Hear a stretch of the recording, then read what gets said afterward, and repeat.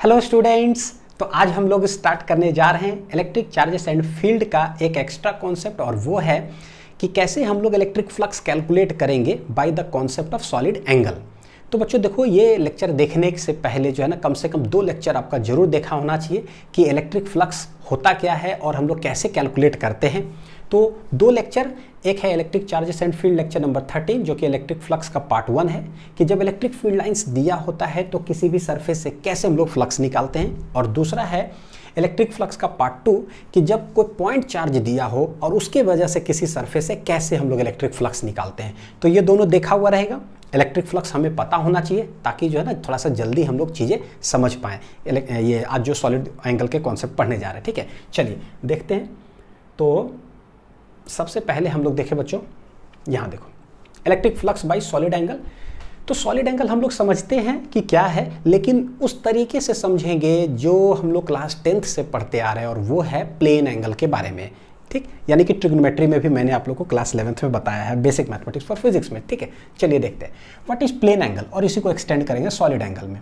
तो plane angle में हम लोग जानते हैं कि कोई अगर आर्क मान लो बना हुआ है इस तरह से, let it be arc length हमारे पास है L, तो इसके दोनों जो एंड है हम लोग बोलते हैं कि इस दोनों एंड से किसी भी पॉइंट पर, ठीक है, कितना एंगल सबटेंड कर रहा है, तो कैसे निकालते हैं। तो बोले इसको ज्वाइन कर दिए, इसको ज्वाइन कर दिए, तो लेट ये डिस्टेंस है R, तो ये भी हो जाएगा R। थोड़ा सा अगर विजुअलाइज कराऊं यहाँ पर बच्चों, कोई सर्कल अगर हमारे पास है, सेंटर है हमारा ये, ठीक है, ये हो गया A, ये हो गया मेरे पास B, ठीक है, तो इसको ज्वाइन कर दिए तो ये मेरे लिए R, ये मेरे लिए R, तो यहाँ से यहाँ तक ये मेरे लिए क्या हो गया, आर्क लेंथ। तो हमको पता है कि जो यहाँ पर एंगल सबटेंड करता है उसी को हम लोग क्या बोलते हैं, प्लेन एंगल, क्योंकि सर्कल बनता है कैसे, प्लेन में, तो प्लेन एंगल सबटेंड करेगा कोई भी आर्क लेंथ। ठीक है, तो ये मेरे लिए हो गया प्लेन एंगल, जिसको कि थीटा से डिनोट करते हैं। तो व्हाट इज प्लेन एंगल क्या आता है कि कितना आर्क लेंथ है डिवाइडेड बाई क्या हो जाएगा, रेडियस। क्या हो जाएगा, रेडियस। आर्क लेंथ मेरा हो गया L डिवाइडेड बाई क्या हो गया R, तो दिस इज थीटा। अब देखो इसी को समझते हैं जरा, ठीक है, ये अच्छा समझ में आया तो सॉलिड एंगल बहुत आसानी से समझ में आएगा। ठीक, देखिए कि जो ये थीटा आया है ये है क्या, तो बोलते हैं कि थीटा देखो है क्या बच्चों, लेंथ, और ये रेडियस भी क्या है, लेंथ, यानी कि रेशियो ऑफ 2 लेंथ है, ताकि लेंथ लेंथ फील आ रहा है कि अगर डायमेंशन निकालेंगे एंगल का तो लेंथ लेंथ खत्म, यानी कि it is a dimensionless quantity, dimension होगा ही नहीं। ठीक, तो बोलेंगे, बोल सकते हैं क्या, it is the ratio of 2 lengths, it is the ratio of क्या है भाई, 2 लेंथ्स है ये। ठीक है, जिससे कि अगर हम लोग इसका डायमेंशन अगर निकालें, क्या निकालें, डायमेंशन, तो डायमेंशन ऑफ थीटा हो जाएगा भाई, ऊपर भी है लेंथ, नीचे भी है लेंथ, लेंथ लेंथ खत्म, यानी कि नो डायमेंशनलेस, मतलब नो डायमेंशन नो डायमेंशन नहीं, m to the power 0, l के पावर 0, t के पावर क्या हो गया, 0। ठीक है, अच्छा डायमेंशन तो नहीं होता है, लेकिन हम जानते हैं कि प्लेन एंगल का यूनिट होता है ऐसा यूनिट, और वो क्या होता है, रेडियन। सेम चीज़ देखो उधर लिखूंगा, ये इसलिए लिख रहा हूँ ताकि जो है ना बहुत अच्छे से हमें समझ में आए। वो ऐसा यूनिट ऑफ थीटा क्या होता है, रेडियन, रेडियन, और इसको डिनोट क्या चीज़ से करते हैं, RAD शॉर्ट में इस तरह से लिख करके। ठीक है, अच्छा अब बिल्कुल इसी तरह से अगर हम बोले कि एक कोई आर्क लेंथ हमारे पास था तो थीटा एंगल सबटेंड किया प्लेन में।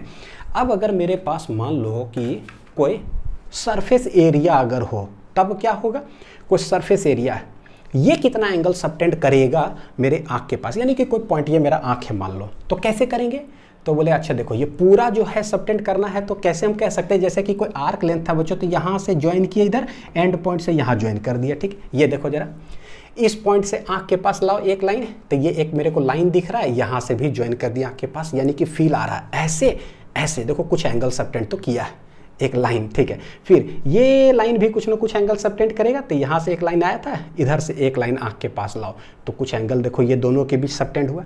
फिर उसी तरह से इस लाइन पे यहाँ से लाओ, यहाँ से लाओ, फिर देखो यहाँ से लाओ, यहाँ से लाओ, तो कुछ एंगल सबटेंड किया। तो ये जो है पूरा एरिया जब देखोगे सबटेंड कर रहा है कैसे, इधर भी कुछ एंगल, इधर भी, इधर भी, इधर भी, यानी चारों तरफ टोटल एंगल अगर देखें, ये एरिया पूरा सबटेंड कर रहा है एक पॉइंट पर, वो 3D में है, वो है ना, कोई प्लेन में नहीं है, कैसा है, 3D में।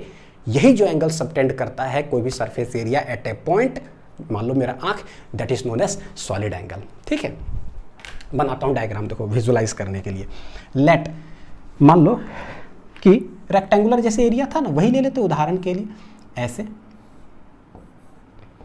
ये है कोई पॉइंट यहाँ पर है, लेट इट बी ओ। कैसे होगा तो बोले कि इसको ज्वाइन करो, इसको ज्वाइन करो, ठीक है, फिर इसको ज्वाइन किए, और ये है किधर है ना, अंदर साइड है, तो ऐसे डॉटेड डॉटेड ऐसे कर लेते हैं। तो कैसे पता करेंगे, ये जो लाइन है मेरे आंख पर कितना बना है, तो ये एंगल बना है। देखो यहाँ से तो मेरे आंख के पास ये, ठीक है, ये दोनों जो लाइन है भैया, ये जो ऐसे बनाया एंगल दोनों के बीच, फिर ये दोनों मतलब लाइन जो है यहाँ से और यहाँ के बीच में, तो बोले यहाँ से यहाँ देखो, ये दोनों के बीच में कुछ कुछ एंगल है, ठीक। फिर ये जो लाइन है तो ये एंगल बना रहा है, यानी कि देखे तो पूरा सरफेस एरिया जो है मेरे आंख पर टोटल कैसा बना रहा है, एक सॉलिड एंगल, जो कि क्या है 3D में।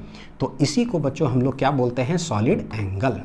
क्या बोलते हैं, सॉलिड एंगल, जिसको कि डिनोट करते हैं ये सिंबल से। जैसे इसको कैसे बोलते हैं, थीटा, तो इसको हम लोग बोलते हैं सॉलिड एंगल, ये जो है ओमेगा। क्या बोलते हैं इसको, ओमेगा। तो व्हाट इज सॉलिड एंगल हो गया, तो बोले it is an angle in 3 dimension subtended by an surface area, by any surface area at any point, ठीक है। तो इसको हम लोग लिख सकते हैं कि it is the angle, it is an angle in 3D, it is an angle in 3D subtended by any surface area, subtended by any surface area, ठीक है, at any point, at any point. ये हो गया एकदम simple language में बोले तो। अब ये देखो जैसे कैसे इसके एनालॉगस उसको डिफाइन करते हैं बच्चों, ये क्या लेंथ का रेशियो, फील आ रहा है ना, ये क्या था, कोई एरिया था, और यहाँ से लेकर के यहाँ तक डिस्टेंस देखो, अगर ये r है तो ये भी r, ये भी r, सारा चीज़ r r r ही होगा। अगर कोई सरफेस एरिया हम ऐसे रख दिए, यहाँ से ऐसे ज्वाइन करो, इधर इधर इधर इधर, है ना, सारे डिस्टेंस क्या होगा बच्चों, सेम, ठीक है। तो सिंस एरिया है तो कैसे डिफाइन करते हैं, solid angle is defined as कि कितना, कौन सा सरफेस एरिया था, एरिया डिवाइडेड बाय, अब देखो खुद ब खुद पता चलेगा कि भाई ऐसे डिफाइन किया क्यों गया। सिंस एंगल जो एक ऐसा चीज़ है ना, डायमेंशनलेस होना चाहिए, तो भाई ये डायमेंशनलेस होगा कैसे, एरिया है, एरिया का जो डायमेंशन होगा L², तो नीचे गारंटीड कुछ ना कुछ L² होना चाहिए। यह है रेडियस, मतलब ये r, तो यहाँ क्या कर दिया गया बच्चों, पता है, r का स्क्वायर कर दिया गया, पता है कि ताकि एरिया ये भी क्या हो जाएगा, L² कैंसिल, तो ये एक ऐसा एंगल आ गया जिसका कोई डायमेंशन नहीं होगा, एकदम एनालॉगस, ठीक है। तो ये हो जाता है सॉलिड एंगल का मेरे लिए फॉर्मूला बन गया। फिर देखो यहाँ पर, अब इसके ठीक इसी जैसा लिखूँ, it is the ratio of 2 lengths, तो समझो it is the ratio of 2 area, है ना। R² क्या है, जैसे कोई स्क्वायर अगर हो गया मान लो, तो उसका एरिया क्या हो जाएगा, साइड का स्क्वायर, ऐसे, तो समझ में आ रहा कि एरिया ही है। डायमेंशन बोले अगर, तो अगर डायमेंशन ऑफ ओमेगा बोले तो क्या हो जाएगा, ऊपर भी L², नीचे भी L², सब कैंसिल, यानी कि m के पावर 0, L के पावर 0, t के पावर 0, कहानी खत्म, ठीक है। लेकिन क्या इसका ऐसा यूनिट होगा क्या, बिल्कुल होता है। और हम लोग यूनिट्स डायमेंशन में पढ़े थे क्लास 11th में कि ऐसा यूनिट ऑफ सॉलिड एंगल होता है क्या, स्टेरेडियन। क्या होता है बच्चों, स्टेरेडियन, जिसको कि हम लोग SR से डिनोट करते हैं, ठीक है। समझ में आ रहा बढ़िया से। अच्छा, अब जैसे ये है, इसी के आधार पर थोड़ा सा एक डायग्राम देखो विजुलाइज करने के लिए, चाहे कोई ऐसे रेक्टेंगुलर या, है ना, इस तरह से मैंने कोई बना दिया, तो कोई भी एरिया कहाँ एंगल सबटेंड करता है भाई। तो जैसे एक फुटबॉल ले लो, ले लिए फुटबॉल, उसके देखते हो फुटबॉल में ऐसे ऐसे करके नहीं स्क्वायर टाइप का बना हुआ होता है। तो मान लो एक छोटा सा स्क्वायर ऐसे बना हुआ, उसका एरिया है A, और आँख को लेके चले जाओ फुटबॉल के अंदर सेंटर पर, और देखो कि अच्छा हाँ कोई सरफेस एरिया है। कहीं से भी फुटबॉल का सरफेस से ऐसे बनाओगे एरिया से चारों पॉइंट, वो डिस्टेंस क्या होगा, रेडियस के बराबर RR है ना, ऑस्कर पुरस्कार ले लिया RR, तो ठीक है, RR सब है। तो बोलेंगे कितना एरिया सबटेंड किया है आंख पर 3D में बनेगा, दैट इज नोन एज क्या, सॉलिड एंगल। तो चाहे ऐसे बना लो, या फुटबॉल ऐसे है, कोई भी एक सर्कुलर एरिया ले लिए, सर्कुलर एरिया, ठीक है। जैसे सर्कुलर एरिया लिए फुटबॉल के ऊपर, तो उसके मतलब ऐसे देखो, कोई भी सर्कुलर एरिया फुटबॉल पर ऐसे हमने ले लिया, तो क्या है, देखो यहाँ से यहाँ से यहाँ से यहाँ से चारों तरफ से अगर हम ऐसे करके बनाएंगे आँख के ऊपर, तो कैसा एंगल बनेगा, एक कोन जैसा बनेगा। देख लो कैसा बनेगा, कोन जैसा। तो इस पॉइंट पर जो बना that is known as solid angle. और कोई भी सर्कुलर एरिया ऐसे बन रहा है चारों तरफ से, ये कुल्फी आइसक्रीम वाला जो है ना, देखो ऐसे कर करके पॉइंट यहाँ पर है, तो ये जो चारों तरफ एंगल बना that is known as solid angle. ठीक ठाक है, चलेगा। चलिए आते हैं अब इसको बहुत अच्छा से समझिएगा कि general formula of plane angle and solid angle, वो जो फॉर्मूला है, ठीक है, मेन फॉर्मूला है वो, ये कैसा फॉर्मूला भाई, जनरल और मेन में क्या डिफरेंस है, ठीक है, देखते हैं क्या करके। सबसे पहले एक थोड़ा सा एक विजुअलाइजेशन करता हूं बच्चों, जो इलेक्ट्रिक फ्लक्स हम लोगों ने सीखा है क्या। कोई भी मान लो कि सरफेस एरिया है हमारे पास, ठीक है, यहां पर इलेक्ट्रिक फील्ड लाइंस है ऐसे,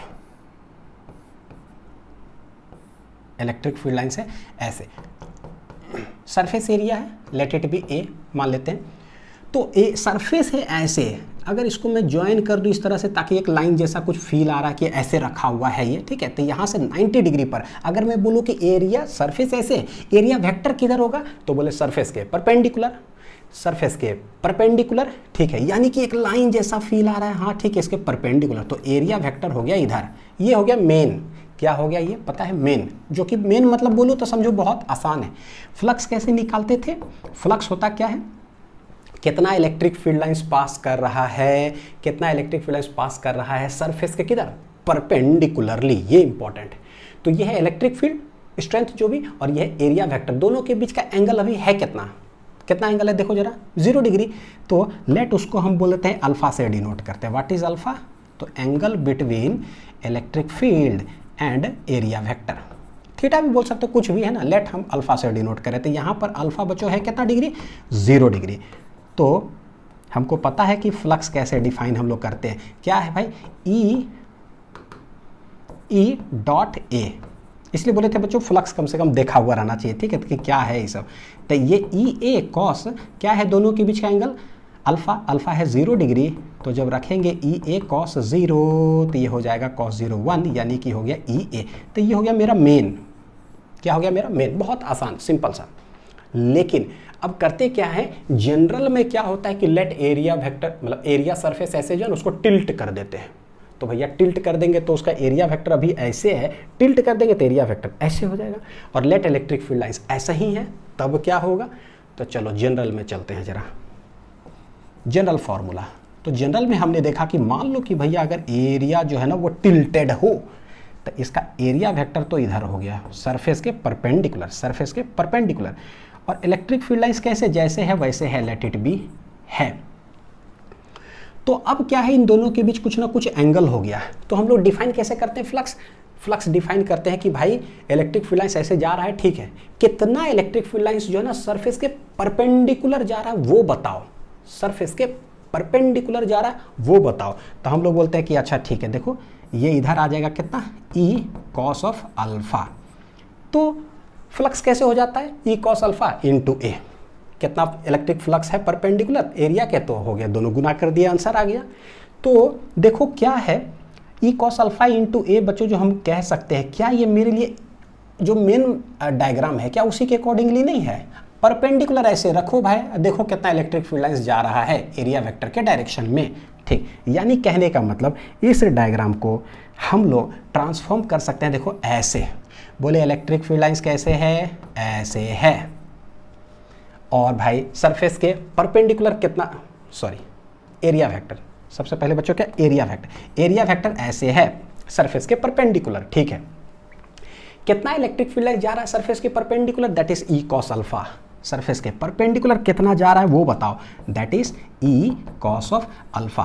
हेंस हम लोग फ्लक्स आसानी से निकाल पाते हैं कि कितना इलेक्ट्रिक फील्ड लाइंस परपेंडिकुलरली जा रहा है, इनटू क्रॉस सेक्शनल एरिया से मल्टीप्लाई कर दो, जो कि घूम फिर करके बच्चों ई डॉट क्या आ जाएगा, ए ही आ जाता है, यानी कि ई ए कॉस ऑफ अल्फा। समझ में आ गया।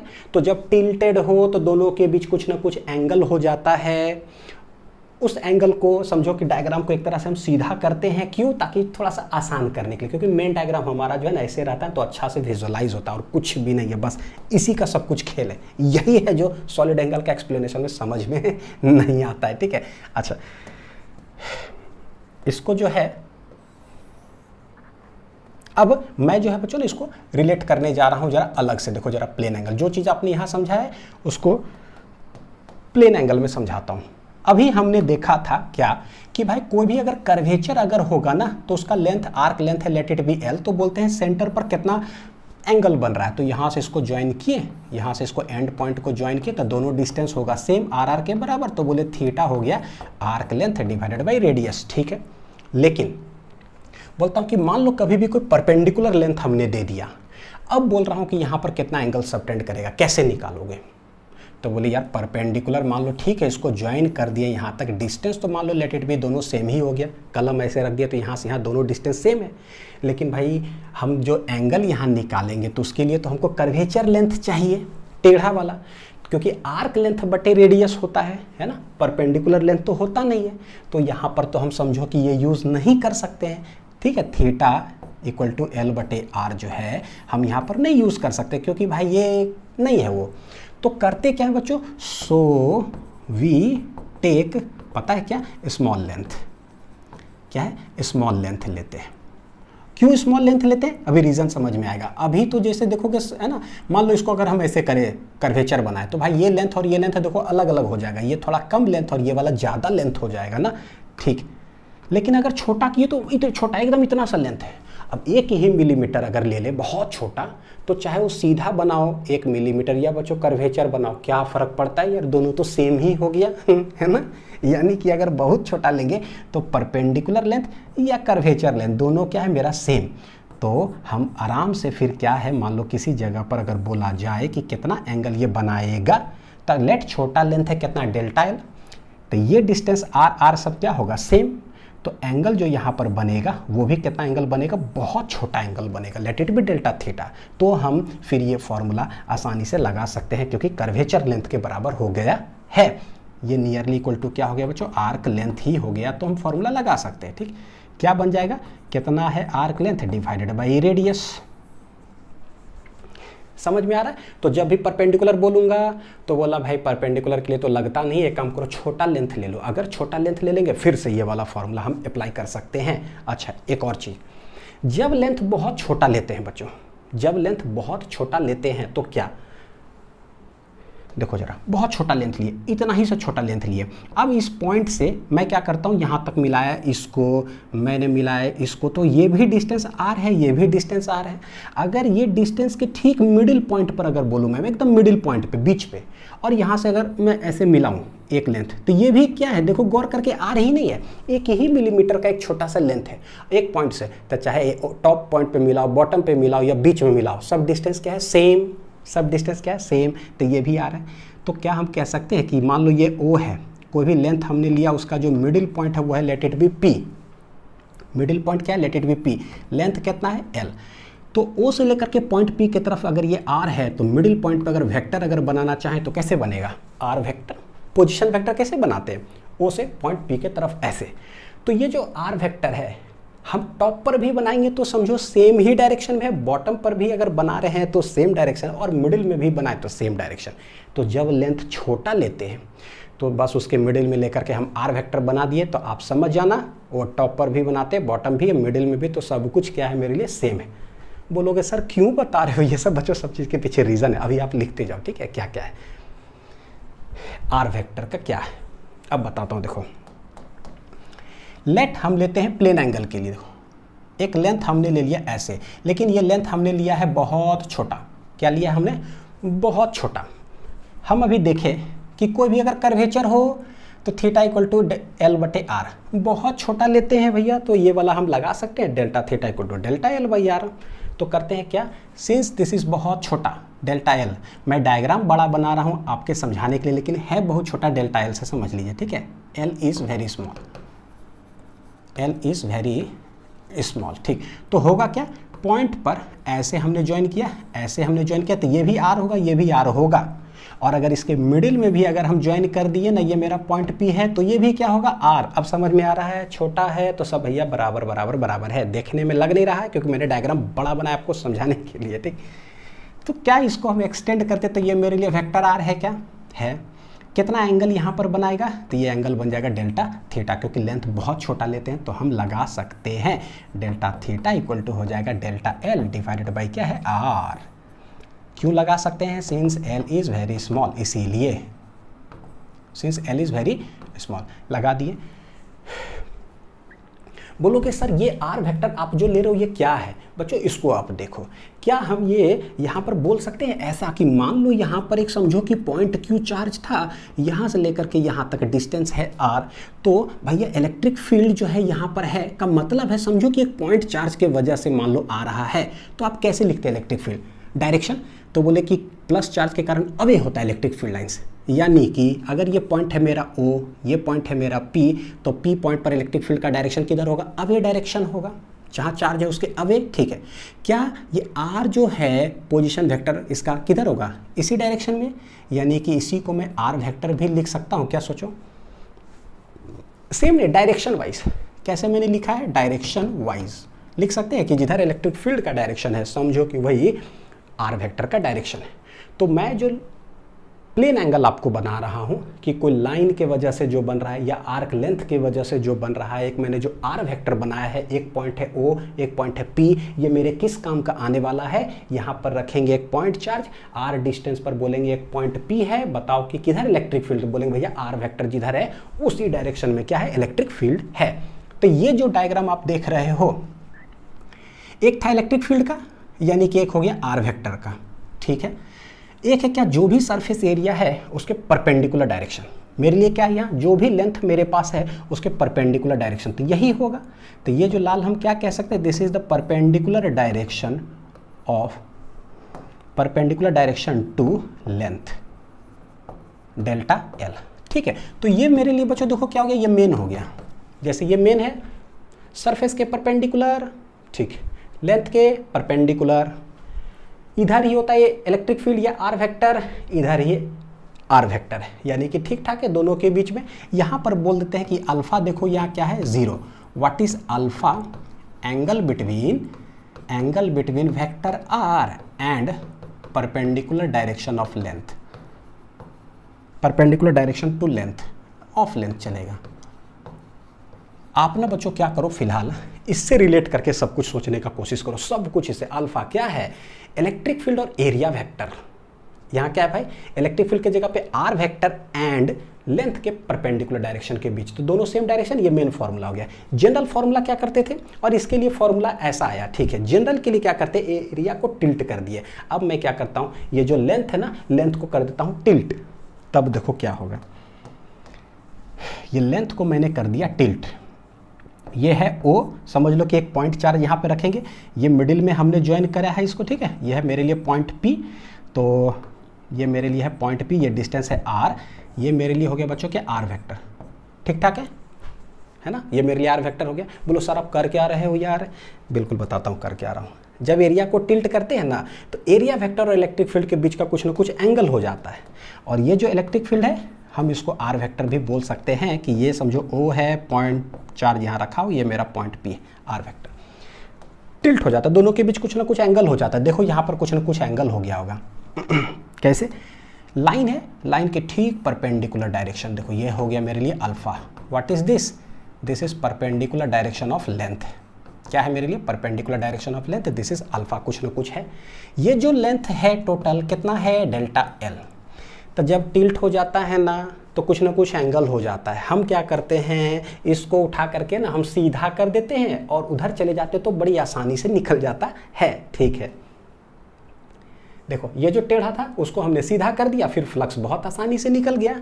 तो बोलते हैं कि भाई जो भी लेंथ है ना, हमें निकालना है कि ये पूरा जो ना कितना एंगल यहाँ पर सबटेंड कर रहा है, ठीक है, कितना एंगल यहाँ पर सबटेंड कर रहा है। बोले भाई देखो अगर प्लेन लाइन होता है ना छोटा, तो हम आसानी से, यही मेरे लिए कर्वेचर हो जाता है, तो आसानी से हम फॉर्मूला लिख सकते हैं डेल्टा थीटा, ये डेल्टा L, ये भी R, तो ये भी R होता है।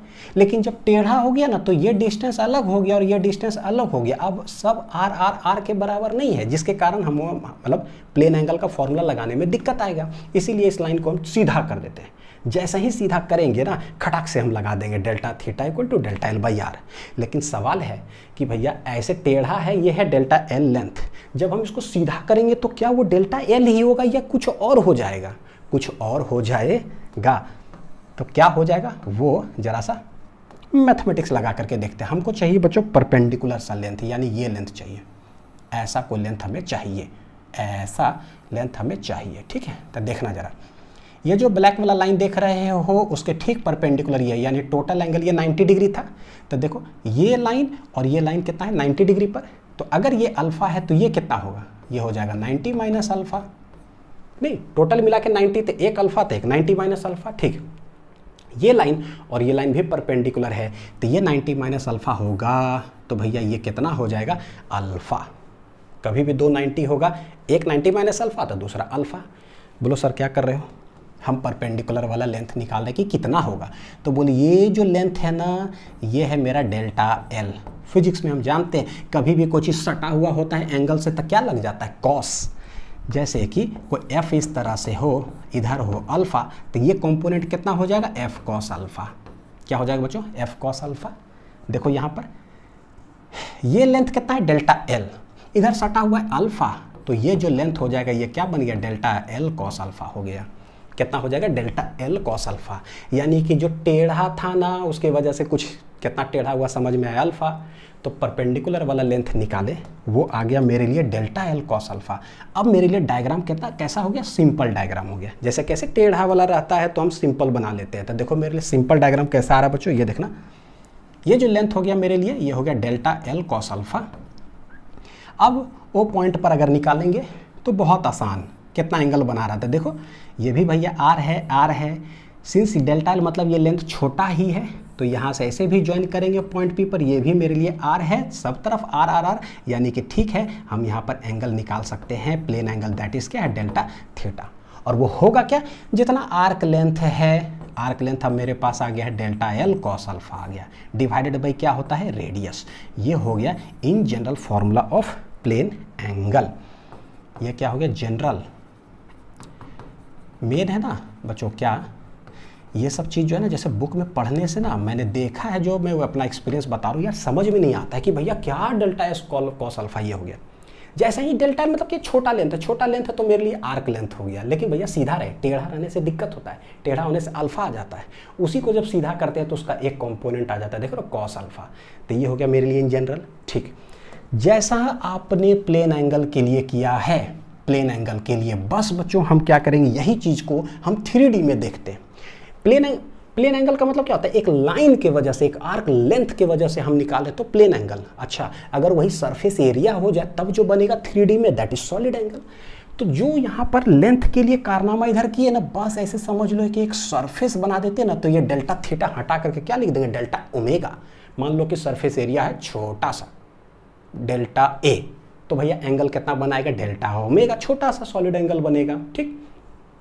यही चीज सेम काम करने जा रहे हैं। तो मैं किधर करूं, उस साइड करता हूं, ठीक है। देखो चलो इस साइड करता हूं सॉलिड एंगल के लिए, ठीक है। देखो एक लाइन ऐसे, तो हम लोग बोलते हैं कि लेट मेन वाला बना रहा हूं, एक सरफेस एरिया मेरे पास ऐसे है जिसका छोटा सा सरफेस एरिया लेते हैं डेल्टा एस, इसी को एकदम छापने वाला हूं बच्चों, सेम डेल्टा एस। एक पॉइंट है ओ, भैया कितना एंगल बना रहा है, तो चारों तरफ से जब हम मिलाएंगे, चारों तरफ से, तो यहाँ पर जो एंगल बनेगा दैट इज सॉलिड एंगल। तनी को एरिया लिए हो ना, तनी को ही एंगल बनेगा डेल्टा ओमेगा। और अगर सीधा ऐसे रहेगा, तो अगर ये आर है तो ये भी क्या होगा, आर होगा। ऐसे रखोगे तो आर आर, लेकिन बाई चांस टिल्ट कर दिए एरिया, तो भैया ये डिस्टेंस और वहाँ से डिस्टेंस वो सेम नहीं रहने वाला है। तो फिर टेढ़ा जब होगा ना, तो कोई एंगल आएगा अल्फा, फिर उसको उठा के सीधा कर देंगे सीधा कर देंगे, फिर हम आसानी से लगा सकते हैं, जैसे ये लगा रहे थे, ठीक। ये है पॉइंट ओ। सिंस बहुत छोटा एरिया है, तो चाहे ये डिस्टेंस या फिर आप ये डिस्टेंस निकालो पॉइंट पी पर, फर्क नहीं पड़ता है, एरिया के मिडिल पॉइंट पर ये भी आर है। तो हम कह सकते हैं कि दिस इज क्या, दिस इज आर वेक्टर। वो क्या है, आर वेक्टर। तो एक आर वेक्टर किसके लिए होता है, इलेक्ट्रिक फील्ड के लिए होता है। कि समझो एक पॉइंट चार्ज है यहाँ पर, बोलेंगे इस पॉइंट पर इलेक्ट्रिक फील्ड क्या होगा, तो अवे डायरेक्टेड, यानी in the direction of electric field. अच्छा, हम लोग क्या करें, तो बोले डेल्टा ओमेगा। भाई सॉलिड एंगल क्या होता है, आर्क लेंथ, तो यहाँ पर क्या है, सरफेस एरिया कितना है डिवाइडेड बाई क्या होता है, आर स्क्वायर। तो ये जो आप देख रहे हो लिखा हुआ, ये मेरे लिए क्या है बच्चों, मेन सरफेस एरिया, मतलब जब ऐसे हो तो देखो जैसे सरफेस एरिया ऐसे है, तो आर वेक्टर कैसे हुआ, अवे डायरेक्टेड, और सरफेस एरिया वेक्टर भी देखोगे अवे डायरेक्टेड। अल्फा क्या है यहाँ पर, 0 डिग्री है, देख लो लेंथ के परपेंडिकुलर, और आर सेम डायरेक्शन, अल्फा 0। यहाँ पर सरफेस एरिया के परपेंडिकुलर सरफेस एरिया वेक्टर, और ये है ऐसा अल्फा 0। अल्फा बच्चों बोलेंगे क्या है भाई, तो बोलेंगे angle between area vector and R vector. यहाँ कैसे है एंगल बिटवीन आर वेक्टर भाई, लेंथ के परपेंडिकुलर, यहाँ सरफेस एरिया के परपेंडिकुलर। अब क्या करते हैं, जनरल के लिए एरिया को टिल्ट कर दो, जनरल फॉर्मूला के लिए एरिया को टिल्ट कर देते हैं। तो एरिया को टिल्ट कर दिए यानी कि ऐसे कर दो, बस जैसे ये लाइन किए थे ना समझो, तो एरिया को टिल्ट कर देते, एक लाइन ही खींच दो ऐसे, यहाँ से यहाँ तक है, ये हो नहीं रहा, एक ऐसे, वाह क्या डिज़ाइन बना। ये बोर्ड पर जो है ना बड़ा दिक्कत होता है बच्चों समझ लेना ज़रा, ठीक है, ठीक है ऐसे। तो बोलिए ये मेरा पॉइंट O है, मिडिल में ले लेते हैं बच्चों पॉइंट P। तो देखो ये क्या हो जाएगा, अगर ये R है तो R वेक्टर हो गया अवे डायरेक्टेड। सरफेस एरिया का मैग्नीट्यूड है डेल्टा S, एरिया वेक्टर किधर होगा, इधर होगा, this is area vector delta S। दोनों के बीच का एंगल क्या है, अल्फा। अब जब देखोगे यहाँ से ये डिस्टेंस और ये डिस्टेंस भैया R नहीं है, तो हम ये कैसे लिखें, है ना, लिख नहीं सकते, इसीलिए क्या करेंगे, एरिया को अब हम सीधा करेंगे। तो जब सीधा करेंगे तो ठीक वही चीज़, सीधा कर दो, सीधा करोगे तो क्या करोगे, एक ऐसे लाइन हमने बना दिया, ये एरिया वेक्टर हम सीधा ले रहे हैं, ठीक है, ताकि ये डिस्टेंस और यहाँ से यहाँ डिस्टेंस सारे क्या हो जाएगा, RR, तो बहुत आसान हो जाएगा। क्या करें हम, तो बोले ये लाइन और ये लाइन टोटल 90 है, तो भैया ये देखो कितना आएगा, 90 माइनस अल्फ़ा हो जाएगा, ये अल्फ़ा तो 90 माइनस अल्फ़ा, ठीक। ये लाइन और ये लाइन आपस में क्या है, परपेंडिकुलर, ऐसे ये परपेंडिकुलर, तो ये 90 माइनस अल्फ़ा, ये एंगल कितना हो जाएगा, अल्फ़ा। तो बोलेंगे कि भाई ये जो सरफेस एरिया देख रहे हो, ये सरफेस एरिया है डेल्टा S, तो जिधर सटा हुआ एंगल है तो हम धड़ाक से यहाँ पर क्या लिख सकते हैं, अल्फ़ा सटा हुआ है, तो ये लिख देंगे डेल्टा S कॉस अल्फ़ा। कितना हो जाएगा, डेल्टा S कॉस अल्फ़ा, यानी कि बिल्कुल इसी के जैसा। अब मेरे लिए एक एरिया वेक्टर आ गया है इस तरह से, और वो हो गया है कितना, delta S cos of alpha हो गया है। ये मेरे लिए हो गया पॉइंट O। अब चाहे ये बनाओ, चाहे ये बनाओ, और चाहे पॉइंट P पर बनाओ, सारे है RR। तो भैया पूरा सरफेस एरिया जो है कितना सॉलिड एंगल यहाँ पर सबटेंड करेगा, छोटा सा सरफेस एरिया वो है डेल्टा S ओमेगा, तो भैया एंगल कितना सबटेंड करेगा, छोटा सा, दैट इज डेल्टा ओमेगा, है ना। R वेक्टर किधर लिखोगे, अवे डायरेक्टेड, सरफेस एरिया किधर हो जाएगा, इधर, ये डेल्टा S किधर हो जाएगा, अवे डायरेक्टेड। तो फॉर्मूला मेरा क्या बन गया, ठीक है, देखो फॉर्मूला यहाँ बनेगा बच्चों, फॉर्मूला बनेगा डेल्टा ओमेगा इक्वल टू कितना, delta S cos of alpha है डिवाइडेड बाई क्या हो जाएगा, R का स्क्वायर। देखो गौर करके देखो और देखो। अब देखो कोई बुक्स वगैरह रीड करना, देखो क्या समझ में आएगा। लाइंस के मतलब लाइन के लिए जो किए थे कि कितना एंगल सबटेंड करेगा, डेल्टा L कॉस अल्फा बटे R, तो भैया एरिया के लिए क्या है, delta S cos alpha divide by क्या है, R स्क्वायर, ठीक है, एकदम सिमिलर हो गया। अब ये मेरे लिए जो जनरल फार्मूला हो गया, इस जनरल फार्मूला को बड़ा अच्छा से जो है दिमाग के अंदर रखना है कि डेल्टा ओमेगा जो होगा वो होता है delta S cos alpha divided by R square. और वो क्या है कि कोई भी सरफेस एरिया है, ये क्या हुआ भाई, हाँ, कोई भी सरफेस एरिया है, ये है वेक्टर R, तो ये हो जाता है R वेक्टर, ठीक है। और अल्फा क्या था बच्चों, देखो देखो इस फॉर्मूला को जो है ना बढ़िया से डायग्राम से रिलेट करता हूँ मैं, कि मतलब कि कोई भी एरिया है इस तरह से, यहाँ से ये है O, this is R, this is point P, तो ये हो जाता है R वेक्टर, ये हो जाता है सरफेस एरिया वेक्टर, दोनों के बीच क्या है, एंगल अल्फा। तो हमको निकालते हैं कि भाई ये एरिया कितना एंगल सबटेंड करेगा, यही अल्फा जो है यहाँ पर पिक्चर में आया है। जितना इसका मैग्नीट्यूड है देख लीजिए, क्या है, टिल्टेड में तो डेल्टा S था, जिसको कि सीधा करते हैं तो डेल्टा S कॉस अल्फा हो जाता है बटे R स्क्वायर, यानी कि ये डायग्राम, ये दोनों को फाइनली एक नया पेज में लिख लो, ठीक है, ताकि इसको जब यहाँ पर ऐसे सबटेंड करेंगे चारों तरफ से एंगल बनाएगा ये डेल्टा S कॉस अल्फा बटे R स्क्वायर। चलिए अब आते हैं, देखो मेन जो हमें पढ़ना था, टाइप्स ऑफ सरफेस एरिया। तो ये उस लेक्चर में भी हम लोगों ने देखा है, दो तरह का सरफेस एरिया होता है, एक ओपन सरफेस एरिया, एक होता है क्लोज्ड सरफेस एरिया। ओपन मतलब ओपन यानी कि कोई एक प्लेन इस तरह से है, तो ओपन उसको बोलेंगे जिसका कि कोई भी हम सरफेस के अंदर का पॉइंट देख सकते हैं, that is open surface area. जैसे कि क्या है भाई, देखो एक प्लेन इस तरह से है, ये है क्या है, हॉलो हेमिस्फीयर, यानी कि ये वाला साइड क्या है पता है, ओपन, क्या है ये वाला, साइड ओपन। अगर ओपन होगा तो बाहर से देखोगे अंदर का कोई पॉइंट देख सकते हैं, तो ये हो जाता है ओपन सरफेस एरिया। फिर ये हॉलो सिलेंडर, हॉलो सिलेंडर का मतलब क्या है, ये दोनों साइड कैसा है बच्चों, ओपन। तो ओपन ओपन अगर हो गया तो भैया ये ओपन सरफेस एरिया है। अच्छा, क्लोज सरफेस एरिया किसको बोल रहे हैं, हॉलो स्फीयर, चारों तरफ से बंद, सॉलिड स्फीयर बंद, क्यूब, क्यूब बोलो, क्यूबॉइड बोलो, सॉलिड हेमिस्फीयर, सॉलिड हेमिस्फीयर मतलब क्या, देखो सब तरफ क्या है, बंद बंद, सिलेंडर, सॉलिड सिलेंडर भी बोलो, सब तरफ बंद बंद, ये भी सब क्या है, बंद बंद बंद, क्या है, सब तरफ से बंद है, सब तरफ से बंद। तो ये हो जाता है क्लोज्ड सरफेस। यानी हमें पता होना चाहिए कि भैया ओपन सरफेस क्या है और क्लोज्ड सरफेस क्या है, ठीक है। इसके वजह से हम लोग क्या है बच्चों निकालते हैं, देखो जरा सा क्या। अब हम सॉलिड एंगल कैलकुलेट करेंगे किसके लिए, फॉर ए क्लोज्ड सरफेस। कोई भी एक सरफेस चारों तरफ से बंद हो गया, अभी हमने छोटा सा सरफेस के कारण निकाला था, है ना, सीधा भी टेढ़ा भी करके। अब निकालते हैं कि जब एक फुटबॉल हो, चारों तरफ से क्लोज्ड सरफेस है, तो उसके किसी भी इंटरनल पॉइंट अंदर चले जाते हैं आंख में, और वहाँ से देखते हैं कि भाई कोई भी सरफेस एरिया कितना एंगल बना रहा है। तो सरफेस एरिया क्या है, ऐसा तो नहीं खाली छोटा वही है, चारों तरफ फुटबॉल में ऐसे सरफेस एरिया बन रहा है। तो फिजिक्स है, सबसे पहले छोटा सा सरफेस एरिया लेंगे, उसकी वजह से निकाल लेते हैं कि आंख पर जो है ना कितना सॉलिड एंगल बना रहा है। बस वही ds ds ds ds ds छोटा छोटा छोटा छोटा एंगल लेकर के पूरे सरफेस के लिए निकाल लेंगे। ठीक, देखिए कैसे मतलब धड़ाक से निकल जाएगा।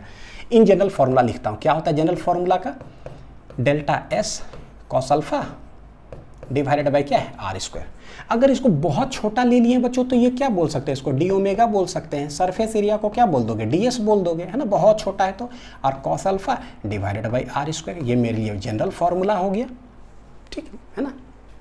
बनाते हैं, क्या है भाई, तो फुटबॉल में अगर कोई भी छोटा सा देखो अगर सरफेस अगर हम लोग लिए हैं, तो देखो ये क्या है भैया, तनिको सरफेस है, मैग्नीट्यूड ds, ठीक, यह है पॉइंट O, यहाँ से यहाँ यह है R। अब देखो यही समझ में आएगा, कोई भी छोटा सा सरफेस लिए तो हम जो R लेते हैं पॉइंट P कहाँ ले रहे हैं, सरफेस एरिया के मिडिल पॉइंट में। तो सरफेस एरिया के मिडिल पॉइंट में यहाँ पर कोई पॉइंट P लिए तो R वेक्टर किधर डायरेक्टेड हो जाएगा, अवे, क्या हो जाएगा, अवे। कोई चार्ज यहाँ पर रख दो ना, पॉइंट चार्ज की वजह से यहाँ इलेक्ट्रिक फील्ड किधर होगा, अवे डायरेक्टेड, यानी इलेक्ट्रिक फील्ड का डायरेक्शन और आर वेक्टर का डायरेक्शन सेम होगा, ठीक है ये। और सरफेस एरिया बच्चों फुटबॉल है, ऐसे कोई भी सरफेस एरिया लोगे तो उसका एरिया वेक्टर किधर होगा, रेडियली आउटवर्ड, आउटवर्ड। तो एरिया वेक्टर भी किधर हो गया, देखो आउटवर्ड, किधर हो जाएगा, आउटवर्ड, यानी कि ds वेक्टर भी आउटवर्ड। देखो व्हाट इज अल्फा, अल्फा मेरे लिए होता था एंगल बिटवीन एरिया वेक्टर किधर है एंड आर वेक्टर। तो यहाँ दोनों सेम डायरेक्शन में, तो हम कह सकते हैं अल्फा मेरे लिए यहाँ पर कितना है, 0 डिग्री। सो सर क्या कर रहे हो यार, मैं निकाल रहा हूँ बच्चों पूरे फुटबॉल पर टोटल सरफेस एरिया के वजह से आंख पर कितना टोटल सॉलिड एंगल बनेगा, सॉलिड एंगल कैलकुलेट कर रहे हैं, ठीक। तो देखो ऐसे ज्वाइन करें तो बोले ये जो एंगल यहाँ पर बनाएगा अभी बहुत छोटा सा एंगल बनाएगा, डी ओमेगा, क्योंकि सरफेस बहुत छोटा सा है। बोले भैया डी ओमेगा जो होता है ना वो होता है ds cos alpha divided by कितना होता है, आर स्क्वायर, ठीक है। अल्फा कितना है, 0 डिग्री। तो since alpha equal to 0 degree तो cos अल्फा हो जाएगा कितना, 1, यानी कि डी ओमेगा जो बनाएगा ना वो ds cos 0 divided by R square, which is ds बटे R square. So what is the total angle, तो टोटल एंगल के लिए आप देखो बताए थे कि जब भी कभी क्लोज्ड सरफेस इंटीग्रेशन अगर हो रहा हो चारों तरफ से, तो इंटीग्रेशन में हम लोग क्या करते हैं, गोल का ऐसे साइन लगा देते हैं, वो बतलाता है कि सब तरफ क्लोज्ड सरफेस पर इंटीग्रेशन है। तो हमें टोटल एंगल निकालना है, तो बोले भैया क्लोज्ड इंटीग्रेशन ये टोटल एंगल निकालो, तो ये इधर भी इंटीग्रेशन करना पड़ेगा, ये हो जाएगा ds बटे कितना, आर स्क्वायर। आर क्या है, यहाँ से यहाँ आर जो है वो क्या है, कांस्टेंट रेडियस, तो ये आ जाएगा इंटीग्रेशन के बाहर, देखो डी ओमेगा, ओमेगा बन गया ओमेगा, 1 बटे आर स्क्वायर बच्चों आ गया बाहर बाहर बाहर, और इंटीग्रेशन सिर्फ होगा ds ds ds। सोचो जरा सा कितना होता है भैया, फुटबॉल पूरा क्लोज सरफेस ले लो, sphere, ds ds ds ds ds कितना हो जाएगा, 4 pi R square, total surface area ये हो जाएगा 4 पाई आर स्क्वायर। तो आर स्क्वायर चला गया, आंसर आ रहा है कितना, 4 पाई। एक बड़ी स्टैंडर्ड रिजल्ट आ गया है कि what is the solid angle subtended bye A sphere eight any internal point, कहीं भी कितना आ रहा है, 4 पाई। यानी कि आंख अंदर ले जाके रखे और पूरा स्फीयर को चारों तरफ से ऐसे करके देखो एंगल कितना बनाएगा, 4 पाई बनाएगा। तो एक बहुत जबरदस्त प्रूफ हो गया बच्चों। अब ये जो रिजल्ट आया कि एक स्फीयर से हमने निकाला किसी भी इंटरनल पॉइंट पे तो बच्चों क्या होता है, कोई भी आप जो है ना क्लोज्ड सरफेस बनाओ, एनी क्लोज्ड सरफेस, अभी बताता हूँ एक रिजल्ट है ये, एनी क्लोज्ड सरफेस और कोई भी इंटरनल पॉइंट पे लो तो टोटल जो यहाँ पर एंगल बनेगा ना, टोटल वो होता है कितना पता है, इंटीरियर में 4 पाई, एनी क्लोज सरफेस। तो मैं क्या करता हूँ, ऐसा कोई क्लोज्ड सरफेस मैंने ले लिया, इंटरनल पॉइंट यहाँ लेते हैं, कितना यहाँ एंगल बनाएगा भैया 4 पाई, ठीक है। यहाँ पर ले लेते हैं, लेट इट बी एम कोई पॉइंट, यहाँ कितना एंगल बनाएगा, तो पूरा क्लोज्ड सरफेस के कारण बस बंद है ना चारों तरफ से, तो ओमेगा कितना हो जाएगा पता है 4 पाई, ठीक है। मान लो बोलो कि कोई क्यूब ले लेते हैं, ले लो क्यूब, क्लोज्ड क्यूब होना चाहिए चारों तरफ से बंद, ठीक। कहीं भी एक पॉइंट पर, पॉइंट पी अंदर ले लिया, ओमेगा कितना होगा, तो ये हो जाएगा 4 pi. So solid angle subtended by any type of closed surface at any internal point is कितना 4 पाई। तो एक स्टैंडर्ड रिजल्ट है, इसको दिमाग के अंदर रखेंगे। अब आता है दूसरा सवाल, सॉलिड एंगल निकालना है फॉर ए क्लोज्ड सरफेस ही, लेकिन कहाँ पर, एट एन एक्सटर्नल पॉइंट, बाहर पॉइंट के लिए क्या होगा, तो अंदर में समझ में आ गया, ds चारों तरफ से देखते गए तो देखे कि कितना आंख पर बना। भैया एक्सटर्नल पॉइंट पे देखते हैं बच्चों, अभी हमने देखा था कि कोई भी अगर सरफेस एरिया है तो इसके वजह से चारों तरफ जो है ना ऐसे ऐसे ऐसे यहाँ कितना एंगल बनता है, ठीक है। ये 3D में this is known as solid angle. देखे थे, करते क्या है, एक फुटबॉल लेते हैं ऐसे, जैसे कि कोई भी सरफेस एरिया होना चाहिए ना, कोई भी सरफेस एरिया, बच्चों ऐसा करो, एक फुटबॉल लो, वहाँ पर समझ लो कि इतना सा छेद है, ठीक है, होल है, ठीक। तो बोलते हैं क्या, जब भी हम सॉलिड एंगल निकालते हैं, कैसे निकालते हैं, एक पॉइंट पी पर मेरा आंख है, तो बोलते हैं जो भी सर्कुलर एरिया दिख रहा है, जो भी सर्कुलर एरिया दिख रहा है उसके यहाँ से यहाँ से यहाँ से यहाँ से चारों तरफ से लाइन खींच करके लाओ, तो देखो 3D में एंगल बना, दैट इज सॉलिड एंगल, ठीक।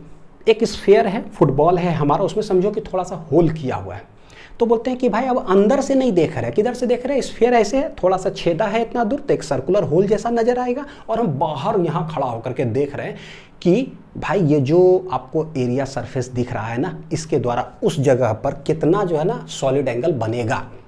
तो कैसे देखेंगे, देखते, मान लो कि इतना बड़ा है स्फीयर, इस तरह से बना हो, तो भैया यहाँ पर होल तो इतना बड़ा नजर आ रहा है, ठीक है, कितना सॉलिड एंगल बनेगा, हम एक्सटर्नल पॉइंट पे कहीं देख रहे हैं, तो बोलेंगे बाप रे अभी तो इतना यहाँ चारों तरफ से ऐसे ऐसे देखो मिला होगे, है ना, इस तरह से, तो यहाँ पर कुछ ना कुछ सॉलिड एंगल बनेगा, लेट इट भी कुछ बना ओमेगा 1, यानी इसको ऐसे भी समझ लो, थोड़ा ज्वाइन कर दो फीलिंग के लिए कि कितना एंगल बनाएगा। एट एन कैसा है, एक्सटर्नल पॉइंट है बच्चों, ये अंदर नहीं है, अब किधर है, बाहर है, एक्सटर्नल पॉइंट, ठीक।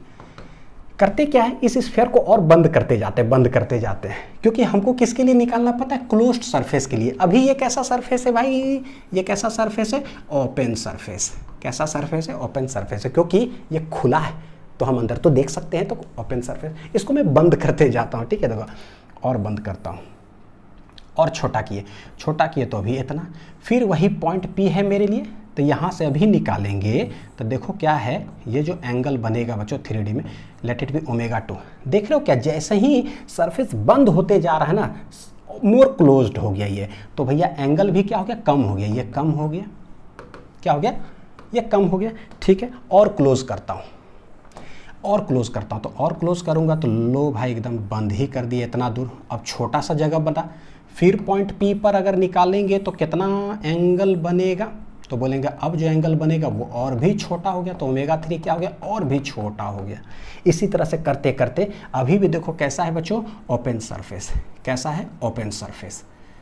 तो जैसे ही ओपन सरफेस है कुछ ना कुछ एंगल बना रहा है, ओपन को हम क्लोज्ड करते जा रहे हैं ना, तो बाहर एक्सटर्नल पॉइंट पर क्या है कि सॉलिड एंगल जो बन रहा है ना, वो बहुत छोटा बनते जा रहा है, छोटा बनते जा रहा है, छोटा। भैया पूरे अगर बंद ही कर दिए, बाई चांस बंद कर दिए, अब कोई तो खुला है नहीं कि हम सॉलिड एंगल ऐसे बना रहे हैं, अब तो एक सीधे लाइन हो गया।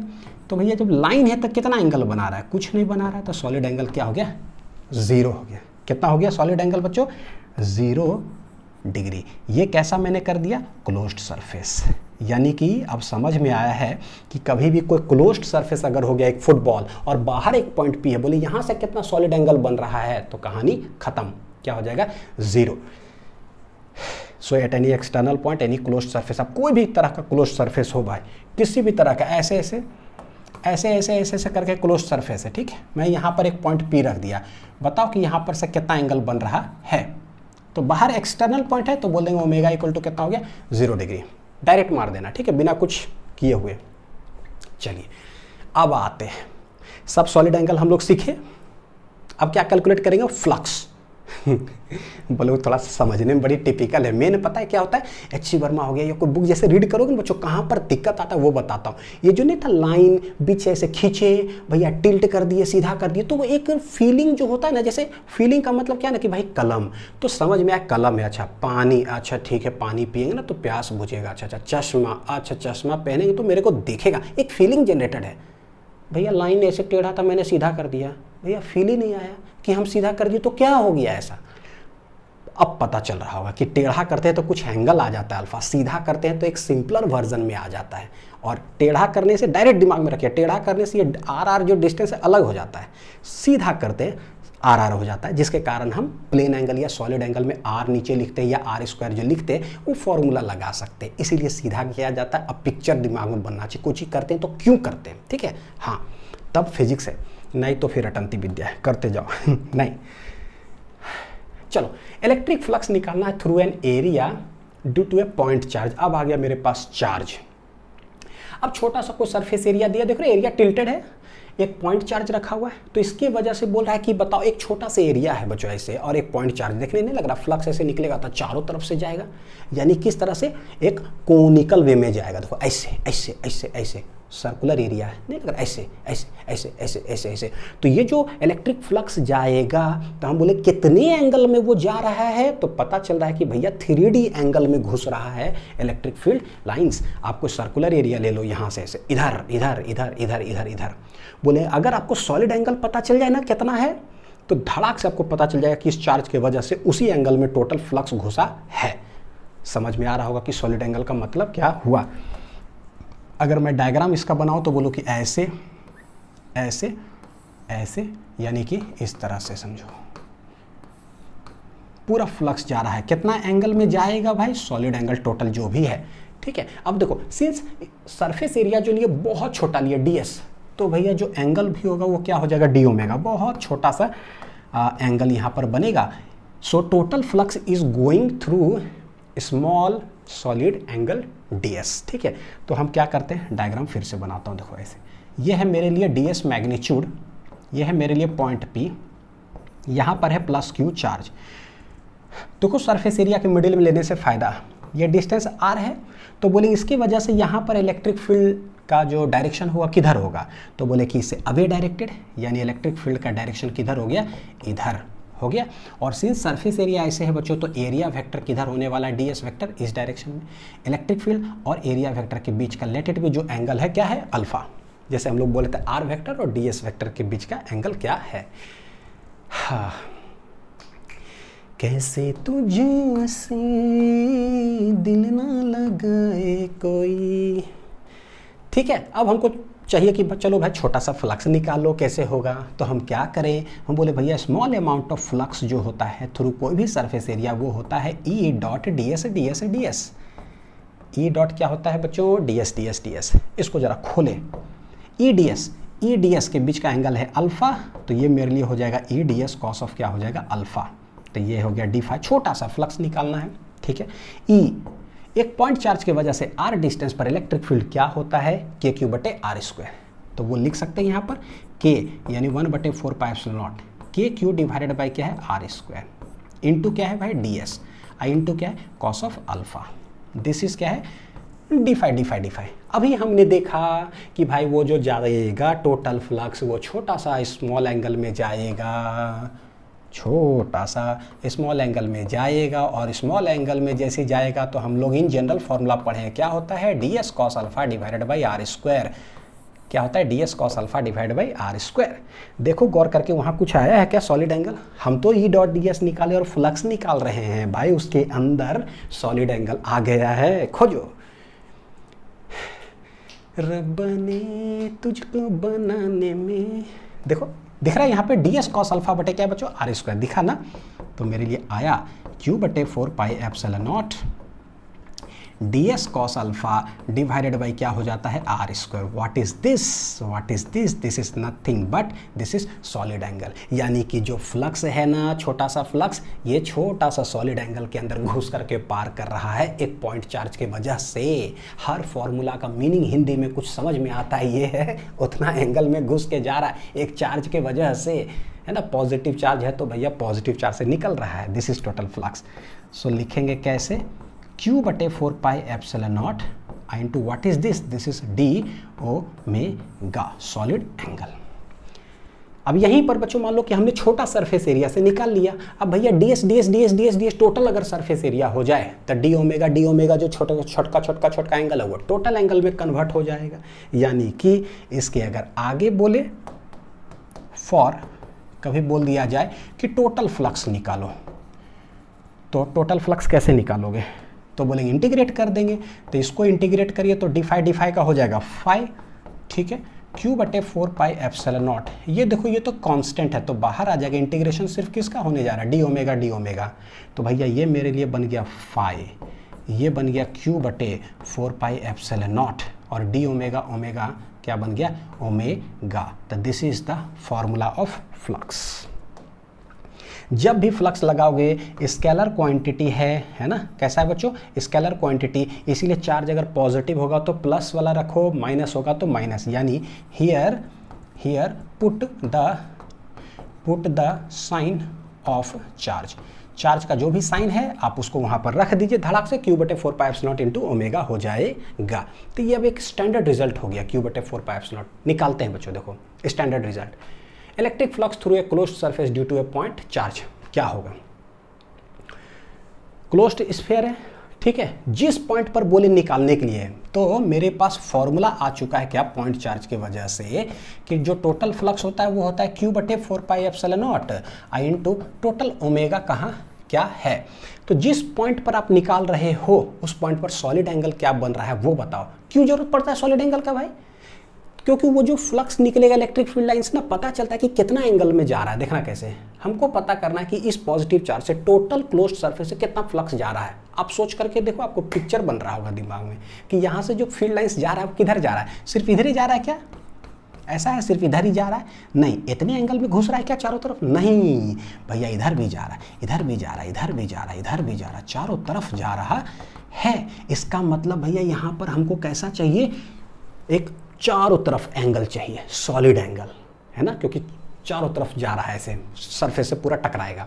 Hence what is the solid angle at any internal point? कोई भी क्लोज सरफेस के इंटरनल पॉइंट पे सॉलिड एंगल क्या होता है? 4 पाई।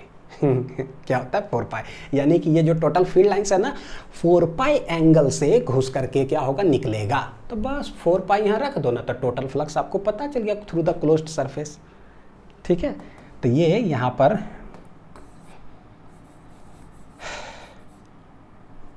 फीलिंग बच्चों, फीलिंग जिसको कहते हैं ना, व्हाट इज फीलिंग? भैया फीलिंग इज फीलिंग, वो आना चाहिए तब जो है मजा आ। तो यहाँ ओमेगा कितना आने जा रहा है? 4 पाई, क्योंकि इंटीरियर पॉइंट है। हेंस फ्लक्स जो हो जाएगा ये हो जाएगा Q बटे 4 पाई एप्सिलॉन नॉट आई इंटू ओमेगा कितना हो जाएगा? 4 पाई। स्वाहा स्वाहा। हेंस आंसर आ रहा है देखो कितना? Q बटे एप्सिलॉन नॉट। वो भी पॉजिटिव चार्ज है तो प्लस आएगा। प्लस का मतलब आउटगोइंग फ्लक्स, ठीक है। देख लो, दिख रहा है। तो एक पॉइंट चार्ज की वजह से Q बटे 4 पाई एप्सिलॉन। अब फॉर्मूला हमारे पास यूज कर सकते हैं, चलिए देखते हैं। अब देखो बोल रहा है बच्चों क्या? Find electric flux through the closed surface. इसी क्लोज सरफेस से बताओ कितना फ्लक्स घुसेगा, ठीक है। बाय ये पॉइंट चार्ज है, लेकिन प्लेस्ड कहाँ? Outside the closed surface. Close surface है, क्लोज सरफेस, उसके बाहर कोई पॉइंट रखा हुआ है, ठीक है। अभी हम जानते हैं कि यहाँ से जो फील्ड लाइंस है ना, वो देखो इधर इधर निकलेगा तो चारों तरफ। लेकिन भैया इस स्फीयर, तो इस स्फीयर के लिए ये जो पॉइंट है वो कैसा पॉइंट है? एक्सटर्नल पॉइंट है। इस सरफेस के लिए दिस पॉइंट इज कैसा पॉइंट है भैया? एक्सटर्नल पॉइंट है। देखना कैसे मीनिंग रिलेट होगा बच्चों। और एक्सटर्नल पॉइंट होता है तो वहाँ पर सॉलिड एंगल क्या होता है? 0 डिग्री। कितना होता है? डिग्री मत बोलो बच्चों, है ना, 0 स्टेरेडियन, हाई लेवल स्टेरेडियन, ठीक। तो कैसे निकालेंगे भैया? जो टोटल फ्लक्स होता है वो होता है Q omega divided by 4 pi epsilon not through any close surface.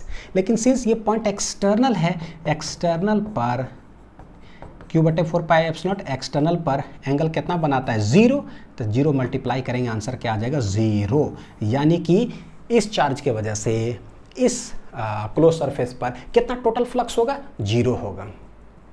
क्या होगा 0। अब देखो फिजिकल मीनिंग रिलेट करता हूँ, ठीक है, ये तो होगा मैथमेटिकल। अब समझंती विद्या थोड़ा सा कि भाई 0 आया, इसका क्या मतलब है। इसका मतलब ये बच्चों कि मान लो ऐसे फ्लक्स 1 2 3 4 और ये है 5 फ्लक्स जो है ना, मतलब फील्ड लाइन घुसा, तो भैया ये पांचों निकलेगा भी, तो ये पांचों क्या होगा निकलेगा भी। तो यानी हुआ क्या, इस स्फीयर से इस चार्ज के वजह से 5 फील्ड लाइंस इसके अंदर आया इनकमिंग और 5 हो गया आउटगोइंग। यानी ये स्फीयर मान लो मेरे को कोई 5 रुपया दिया, वाह हम खुश हो गए, और मेरे से 5 रुपया ले भी लिया तो हम दुख हो गए, तो मेरे पास बचा क्या, कुछ नहीं। पहले भी कुछ नहीं था, बाद में भी कुछ नहीं है। इसलिए जब कुछ नहीं बचा यानी कि नो फ्लक्स, यानी कि total incoming is equal to total outgoing.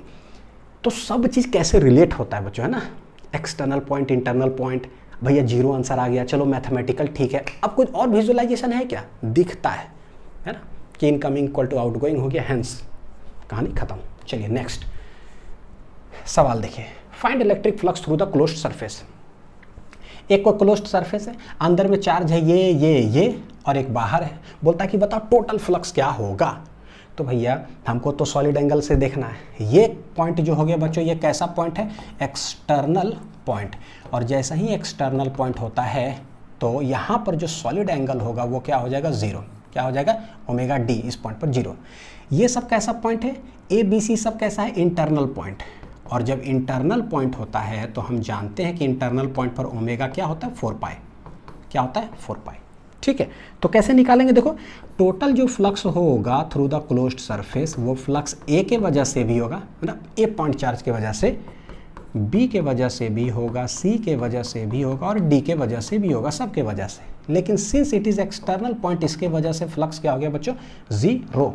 लेकिन चलो अभी लिख देता हूँ, देखो कैसे, Q ओमेगा बटे 4 पाई एप्सिलॉन नॉट मेरा फॉर्मूला होता है।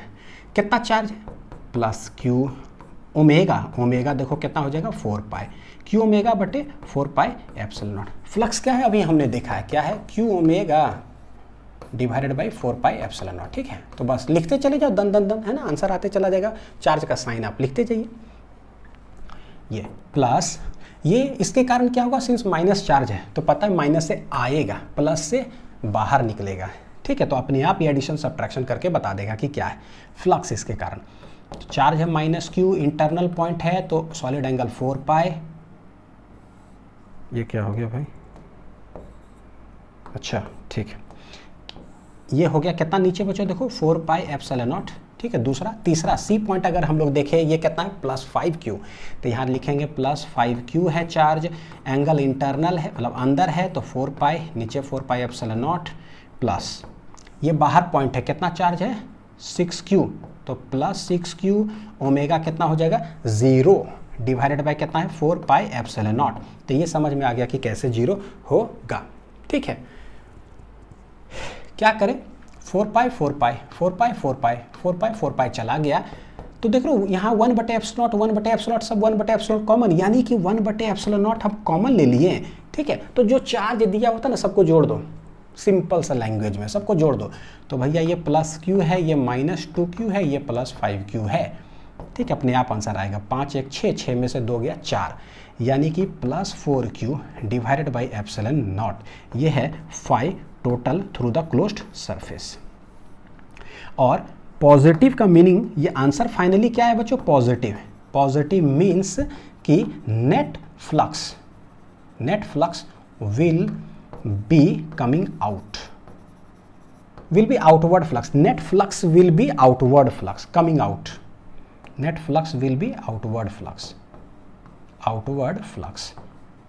क्योंकि हम लोग जानते हैं आउटवर्ड फ्लक्स को पॉजिटिव लेते हैं और इनकमिंग फ्लक्स को नेगेटिव लेते हैं। लेक्चर्स में हम लोग सब कुछ देख रखे हैं ना, इसलिए बोले बच्चों लेक्चर्स देख करके रखना है ना, ताकि चीज़ें समझ में आए, क्योंकि थोड़ा सा टिपिकल चीज़ है। जेईई मेंस एडवांस का पढ़ाई होता है ना, तो उसमें सब ये सब चीज़ों को यूज़ होता है। चलिए आते हैं, अब यहाँ तक बेसिक तो अंडरस्टैंडिंग खत्म हो गया है। अब लेक्चर जो 14 आपने देखा होगा इलेक्ट्रिक फ्लक्स, तो वहाँ पर हमने एक डेरिवेशन करवाया था बच्चों, क्या कि एक पॉइंट चार्ज की वजह से कितना फ्लक्स होता है थ्रू सर्कुलर एरिया, है ना। और सर्कुलर एरिया इतना बड़ा, कोई सर्कुलर एरिया दिया हुआ है जिसका रेडियस है R, वहाँ से L डिस्टेंस पर समझो एक पॉइंट चार्ज रखा हुआ है। तो यहाँ पर भी देखो सॉलिड एंगल का कॉन्सेप्ट आएगा। एक सर्कुलर एरिया है इस तरह से, रेडियस ऐसे, एक पॉइंट चार्ज यहाँ रखा हुआ है, ठीक है। इसके वजह से कितना वहाँ टोटल फ्लक्स जाएगा। यानी कहने का मतलब क्या है कि भाई बड़ा सा सरफेस एरिया है, ऐसे प्लेनर सरफेस एरिया, ठीक है, रेडियस r है, कोई बात नहीं। हमको यहाँ पर है तो बोलेंगे पॉइंट चार्ज की वजह से फील्ड लाइंस निकलता तो चारों तरफ है, लेकिन सिर्फ सर्कुलर एरिया से कितना घुसेगा। यानी गौर करके देखो तो इधर भी जा रहा है, इधर भी जा रहा है, ऊपर भी नीचे भी, यानी कितना सॉलिड एंगल अगर पता चल जाए ना हमको यहाँ पर कि ये जो पूरा सर्कुलर एरिया कितना सॉलिड एंगल यहाँ पर बना रहा है, बस हम धड़ाक से निकल जाएंगे कि कितना फ्लक्स होगा। फॉर्मूला मेरे पास आया हुआ है Q ओमेगा बटे 4πε0, एक पॉइंट चार्ज की वजह से। लेकिन भैया सॉलिड एंगल तो पता चले, तो सबसे पहले हम देख रहे हैं कि एक जो सर्कुलर एरिया हो, देखो चाहे इसको सर्कुलर एरिया बोलो या सर्कुलर डिस्क बोलो, फर्क क्या पड़ता है, उससे कितना टकरा रहा है, या कोन बोलो, क्योंकि ये सर्कुलर डिस्क की वजह से ऐसे ऐसे ऐसे चारों तरफ अगर देखोगे तो बच्चों बना क्या रहा है भाई, एक कोन ही तो बना रहा है। उस कोन में ही टोटल फील्ड लाइंस क्या है, जा रहा है, ठीक है। तो हम क्या निकाल रहे हैं भाई, सॉलिड एंगल निकाल रहे हैं कि क्या होगा। चलो सॉलिड एंगल निकाल रहे हैं, तो सॉलिड एंगल जो है उसका जनरल जो फॉर्मूला होता है, क्या होता है सॉलिड एंगल का, तो डी ओमेगा इक्वल टू छोटा सा, फिर बाद में देखेंगे कि हाँ बड़ा क्या बना रहा है। छोटा सा क्या है, ये होता है D S cos alpha divided by R square. ध्यान दीजिएगा कि भैया अल्फा जो है क्या है, एंगल बिटवीन होता है vector R and area vector. कोई भी आप ले रहे हो ना, डी एस या जो भी, तो एरिया वेक्टर है डी एस वेक्टर। सिंस बच्चों इसमें जो डेरिवेशन कर रहे हैं ना, तो बहुत सारा पैरामीटर्स आएगा, ठीक है। तो कोई जरूरी नहीं है, मान लो ये अल्फा से आप डिनोट कर रहे हो, इसको हम थीटा से भी डिनोट कर सकते हैं। तो बस बोल देंगे डी एस कॉस थीटा बटे R square, what is theta, बोलेंगे theta is angle between vector R and vector dash. भैया है तो एंगल ना, तो आप इसको थीटा से डिनोट करो, अल्फा बीटा गामा क्या फर्क पड़ता है, कुछ भी जो जरूरत पड़े, जो आएगा ये दोनों के बीच का एंगल, वो एंगल यहाँ हम रखेंगे स्मॉल एंगल। बोले भैया ये जो डिस्क है ना, पॉइंट चार्ज की वजह से समझो, यानी कि छोड़ो हटाओ, अच्छा चलो वो वही समझ लेते हैं। पॉइंट चार्ज की वजह से एक डिस्क जो है तो पूरा डिस्क के फील्ड लाइंस निकलेगा। तो हम करते हैं कि भाई सबसे पहले देखते हैं कि भैया ये डिस्क बना हुआ क्या चीज़ से। तो बोलते हैं ये जो डिस्क है ना, हम मान सकते हैं बच्चों छोटा छोटा अगर एलिमेंट्री रिंग ले लेना, छोटा थिकनेस का, थिकनेस कितना होना चाहिए, dy, तो dy थिकनेस का ऐसे करके एक पट्टी ले लो, यहाँ पर एक पट्टी ऐसे काट लो, तो एक रिंग बन गया, एक चूड़ी जैसा, जिसका कि थिकनेस कितना है dy, ठीक है। तो बोलते हैं कि वो छोटा सा जो थिकनेस ऐसे बना है ना, उससे देखो कि कितना फील्ड लाइंस जा रहा है, छोटा सा एरिया। बस एक छोटा एरिया से अगर आपने निकाल लिया तो भैया एरिया अगर छोटा है तो फ्लक्स भी कितना जाएगा, एकदम तनी को छोटा, यानी कि d5। तो बस एक, क्योंकि ये डिस्क बना हुआ क्या चीज़ है, एलिमेंट्री रिंग से हम मान सकते हैं, यहाँ एक रिंग, यहाँ एक रिंग, यहाँ एक रिंग, dy थिकनेस का ऐसे कर करके इनफाइनाइट रिंग ले लेंगे यहाँ से यहाँ तक, तो ये पूरा डिस्क बन जाएगा, निकल जाएगा टोटल डिस्क से कितना फ्लक्स जा रहा है। तो हम क्या करते हैं, सबसे पहले बोलते हैं कि एक छोटा सा रिंग लेते हैं जिससे ये डिस्क बना होगा, वो कितना सॉलिड एंगल सबटेंड करा आंख पर बताओ, ठीक है। तो कितना छोटा सा सरफेस एरिया लोगे बच्चों, तो एंगल भी कितना बनाएगा, छोटा सा।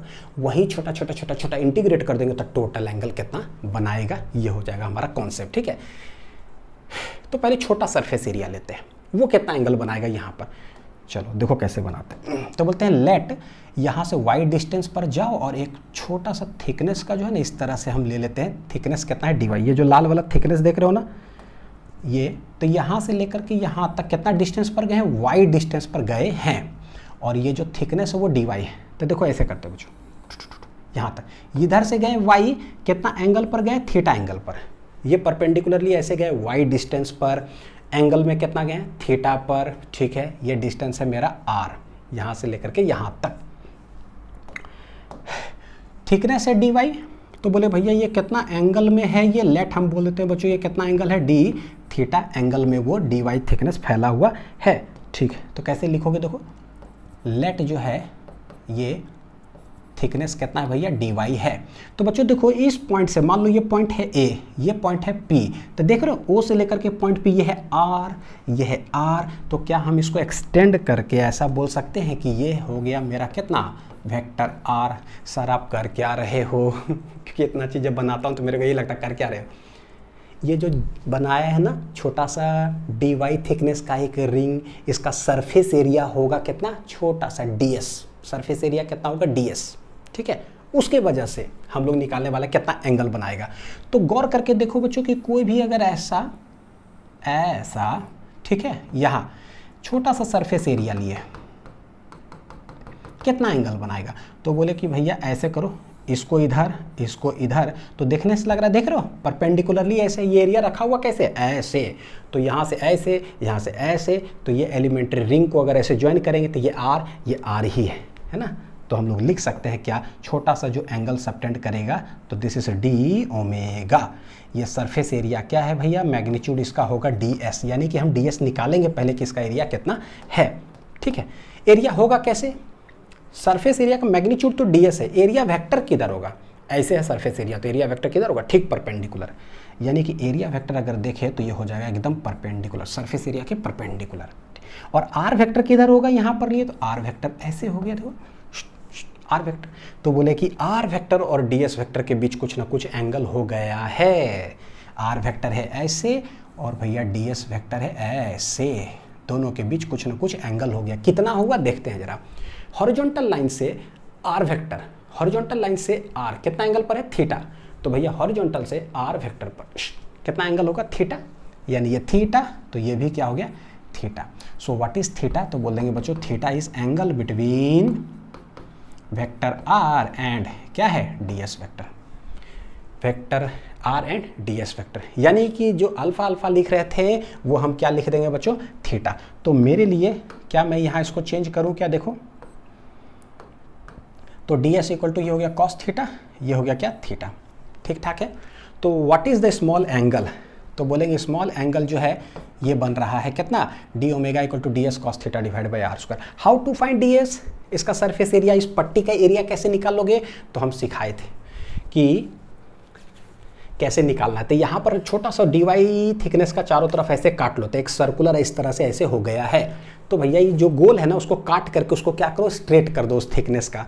तो देखो बच्चों यहाँ से अगर देखोगे ना, ये टोटल यहाँ से लेकर के यहाँ तक ये लेंथ ऐसे सर्कुलर लेंथ है कितना, लेंथ कितना है, तो बोलिए ये है y, तो यहाँ से यहाँ देखोगे ये सरकमफ्रेंस हो जाएगा जो कि 2πr होता है, तो y रेडियस का है, ये रेडियस कितना है y, तो भैया ये सरकमफ्रेंस हो जाएगा 2πr यानी कि 2πy। तो इस जो थिकनेस है ना, इस थिकनेस को मैं एक्सटेंड करता हूँ, ऐसे देखो जरा, लाल ही बना दूँ ताकि जो है आप लोग को थोड़ा सा, जैसे उसमें डेरिवेशन किए थे ना बिल्कुल वही एकदम सेम हूबहू।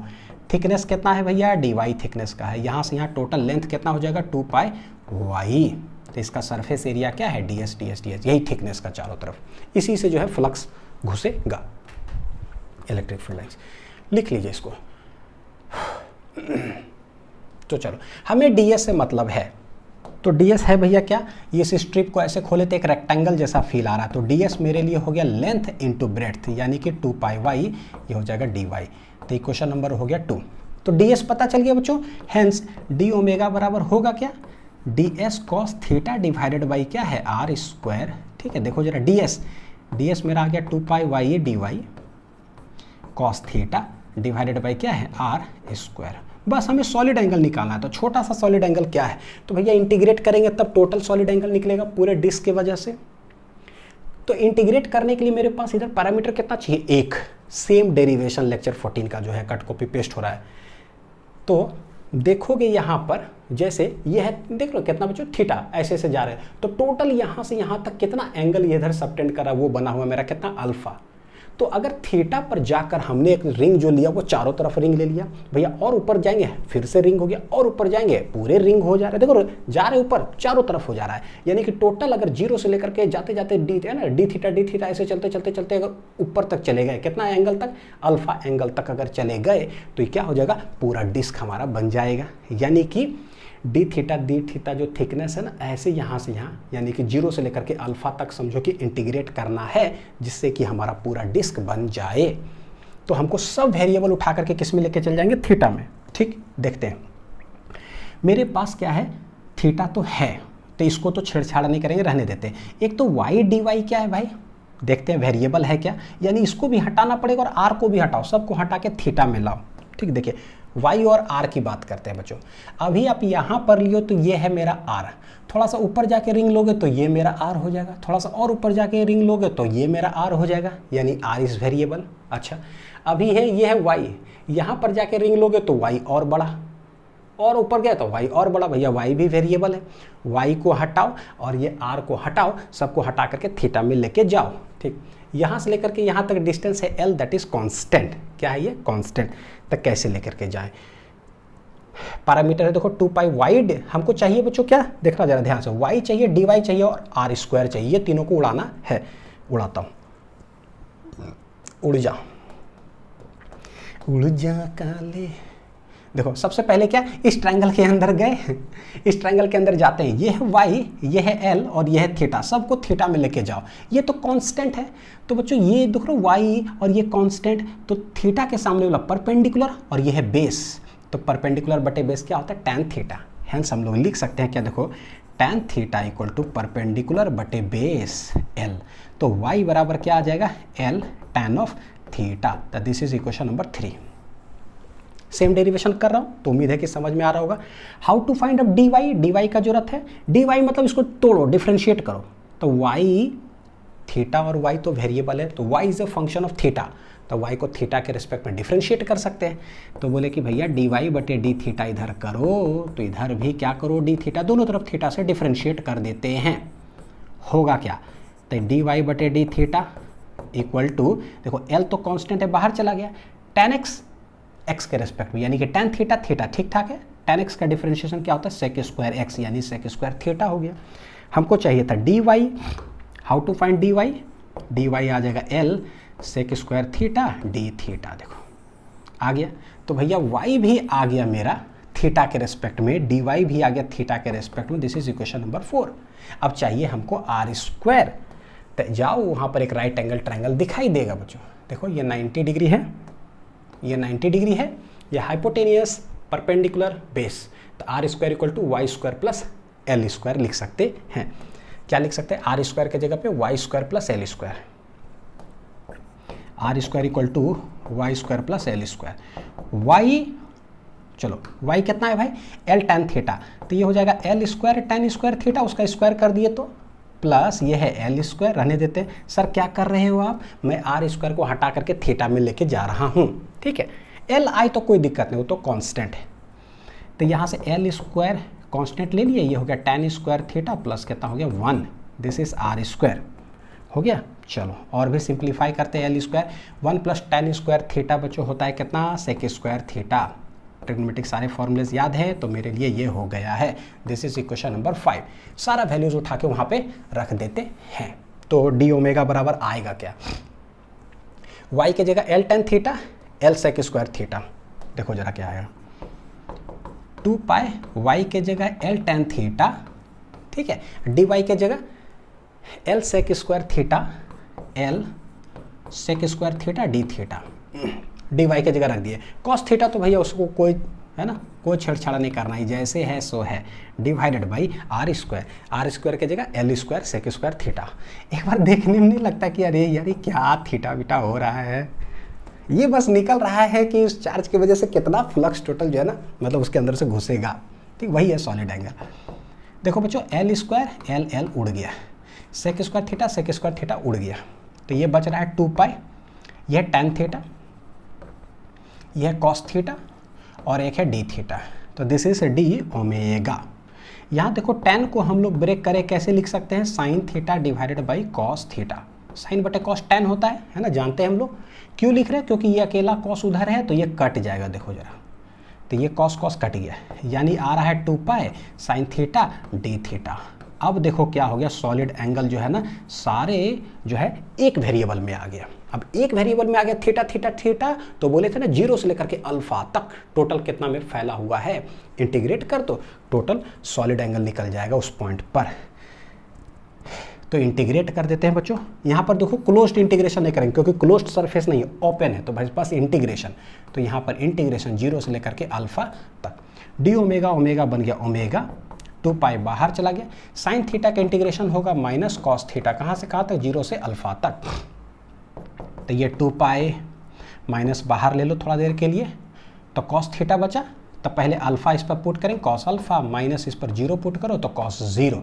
हेंस देखो बच्चों क्या आ रहा है, कॉस अल्फा ये माइनस 2 पाई है, ये है कॉस अल्फा माइनस क्या हो गया, कॉस 0 होगा 1, ये माइनस अंदर गया, तो ये हो गया 2 पाई, पलट दो इसको, 1 माइनस कितना हो जाएगा कॉस ऑफ अल्फा, तो दिस इज क्या है ओमेगा का वैल्यू।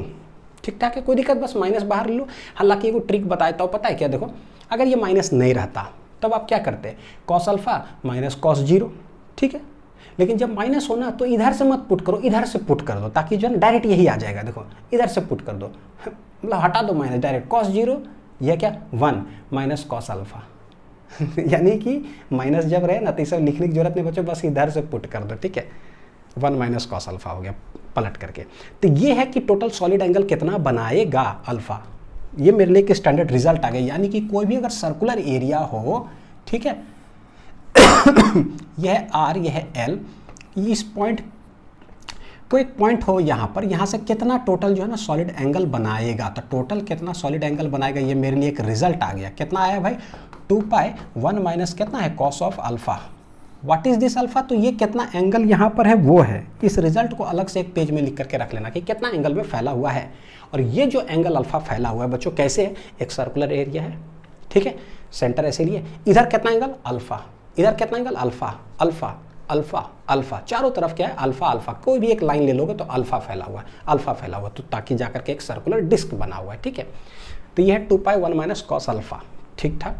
अच्छा अब आता है क्या, सॉलिड एंगल निकालो, सॉलिड एंगल निकालो एट ए पॉइंट O पर subtended by infinite plane, by a infinite plane at a point, यहाँ पर इनफाइनाइट प्लेन। तो कैसे अंडरस्टैंडिंग बताए थे, सोचो इनफाइनाइट का मतलब क्या होता है कि ऊपर कितना तक जा रहा है, इन्फिनिटी तक, ठीक है। इधर कितना तक जा रहा है, इन्फिनिटी तक, इधर भी इन्फिनिटी, नीचे भी इन्फिनिटी, कहीं भी लो तो इन्फिनिटी। तो भैया अल्फा हम क्या पुट करेंगे बच्चों, देखो ऐसे लाइन है हॉरिजॉन्टल, मान लो कि एक प्लेन यहीं से यहीं तक रहता, बस इतना जितना बड़ा हाथ दिख रहा है।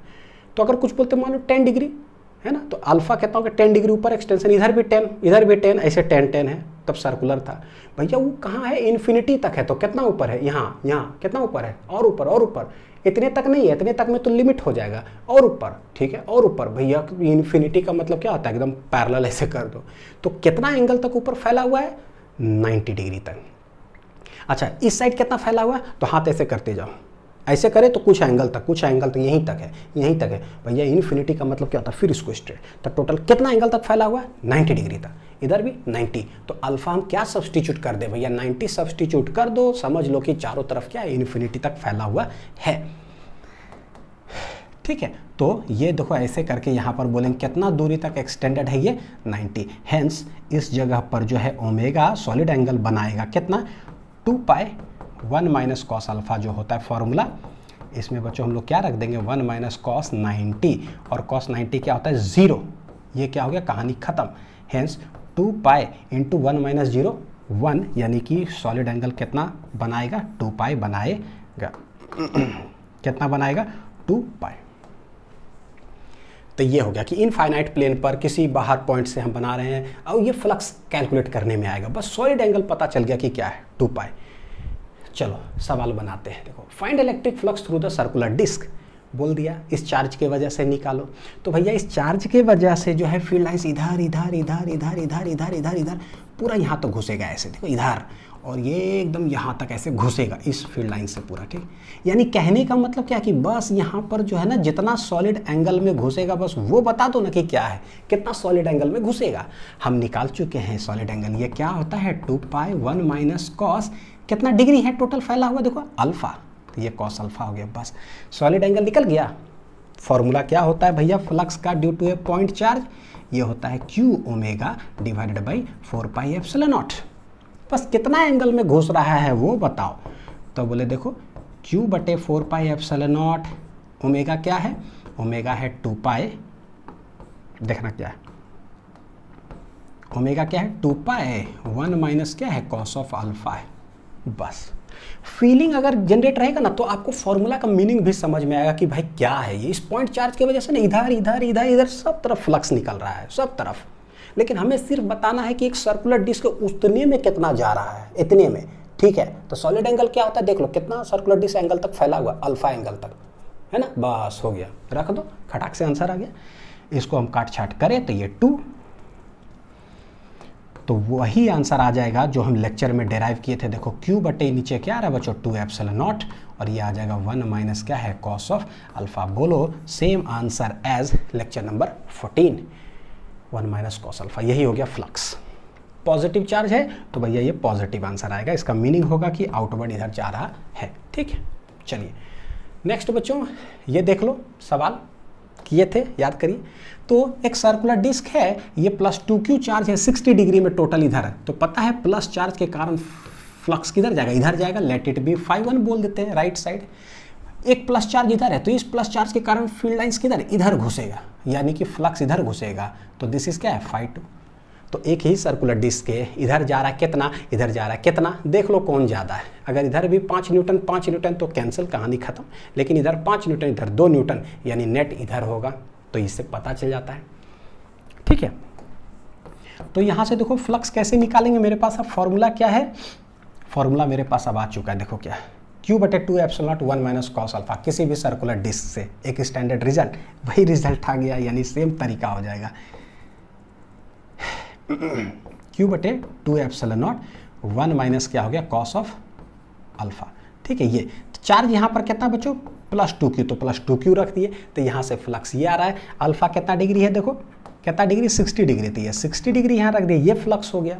अच्छा इधर से फ्लक्स क्या आ रहा है भाई φ2, तो बोले +Q/2 एप्सिलॉन 1 माइनस कॉस कितना डिग्री है टोटल 60 डिग्री, तो ये हो गया कॉस 60, तो दैट इज φ2। ये φ1 जो भी आया है ये है राइट साइड, और ये जो आया है ये है लेफ्ट साइड, यानी आप ऐसे समझो कि आई कैप वो माइनस आई कैप, कौन बड़ा है, तो 2 epsilon 1 minus epsilon 2 epsilon 1 minus cos 60, 2 epsilon 1 minus cos 60, Q यहाँ पर है 2q, यानी ये क्या है, ये है भैया ग्रेटर, और ये क्या है, ये है कम। तो सिंस राइट साइड ग्रेटर है तो देखो नेट फ्लक्स जो हो जाएगा इस सर्कुलर एरिया से वो हो जाएगा φ1 माइनस कितना हो जाएगा बच्चों φ2, और ये जो होगा नेट वो किधर होगा, राइट साइड होगा। जो बड़ा रहे उसको सब्ट्रैक्ट कर दीजिए, यानी नेट राइट साइड होने वाला है। कितना होगा, सब्ट्रैक्ट कर लो, 2 टाइम्स है ये, तो 2 times minus 1 times q, subtract करोगे बच्चों कितना आ जाएगा, 1 ही आ जाएगा, यानी कि Q/2 एप्सिलॉन 1 माइनस कितना कॉस ऑफ 60, है ना। कैलकुलेट कर लो, यही आंसर आएगा। तो Q/2 एप्सिलॉन 1 माइनस कॉस 60 कितना होता है, हाफ, 1 माइनस हाफ होगा हाफ, 1 माइनस हाफ क्या होगा हाफ, यानी कि Q/1/2 करेंगे तो 2 2 जाए कितना आ जाएगा 4 एप्सिलॉन। जो सवाल उस लेक्चर में किए वही सवाल कैसे ओमेगा के टर्म्स में हम लोग सॉल्व कर पाते हैं, तो उम्मीद है कि ये समझ में आ रहा होगा। नेक्स्ट देखो, find electric flux through the infinite plane. ठीक है, जैसे ही इनफाइनाइट प्लेन आता है हमने देखा कि भैया अल्फा क्या सब्सटीट्यूट करते हैं बच्चों 90 डिग्री। ठीक, तो यहाँ पर ओमेगा क्या होता है अभी कैलकुलेट करके लिए लाए हैं, किसके लिए, फॉर इनफाइनाइट प्लेन के लिए, फॉर इनफाइनाइट प्लेन के लिए ओमेगा कितना होता है, solid angle, total solid angle कितना होता है 2π। तो जैसे ही 2π होता है का मतलब हम बोल देंगे फ्लक्स क्या होता है, फ्लक्स है Q omega divided by 4π epsilon naught. एक पॉइंट चार्ज के वजह से सॉलिड एंगल हम निकाल चुके हैं कितना है, तो Q/4π एप्सिलॉन नॉट आई इंटू क्या हो जाएगा 2π।